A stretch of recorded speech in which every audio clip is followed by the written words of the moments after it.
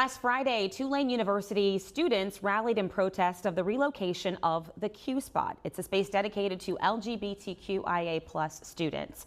Verite News reporter Aliana Medjurata, I'm sorry if I messed up your name there, I apologize, but she's here with us to discuss their new article that just came out this morning on this matter. Aliana, good morning and thank you for being with us. Yeah, thanks for having me, Kelsey. So let's give our viewers a little bit of a backstory on the Q Spot.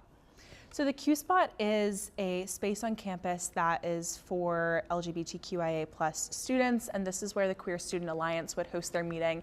And it was basically a place where students on campus who were queer could come and kind of have community, and it was designated for those students so that they could connect with each other and hold those meetings there. So in you all's reporting, were you able to talk to Tulane about this move, and if you were, what did they say was the reasoning behind it?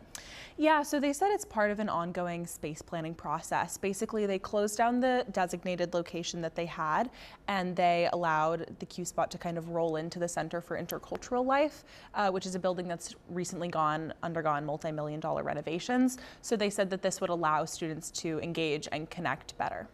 But students are kind of pushing back on that commentary, right? What are they saying they think or feel is really happening here? Well, students are connecting this to the Trump administration's crackdown on higher education. And while the university has no comment on whether or not this is or is not connected to the Trump administration, students noted that the Office of Gender and Sexual Diversity, which used to run the Q Spot, was closed down in March. And that was connected to the Trump administration. Tulane President Michael Fitz talked about how they have $320 million in federal funding, quite a bit more, that would be in jeopardy if Tulane was not, kind of doing the things that they were supposed to be doing per the institution. So what happens next? Again, you were explaining how the Q Spot was its kind of own standalone space, but because of these changes per the university to deal with spacing, this spot and some other spots that were safe spaces, if you will, for minority students or students in more marginalized communities.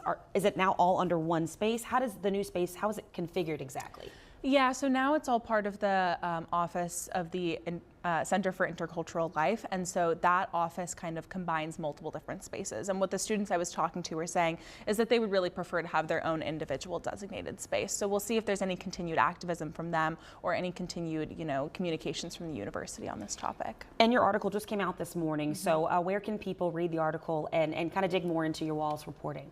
Yeah, they can read it on veritenews.org. All right, Aliana, thank you so much for your time this morning. We appreciate you.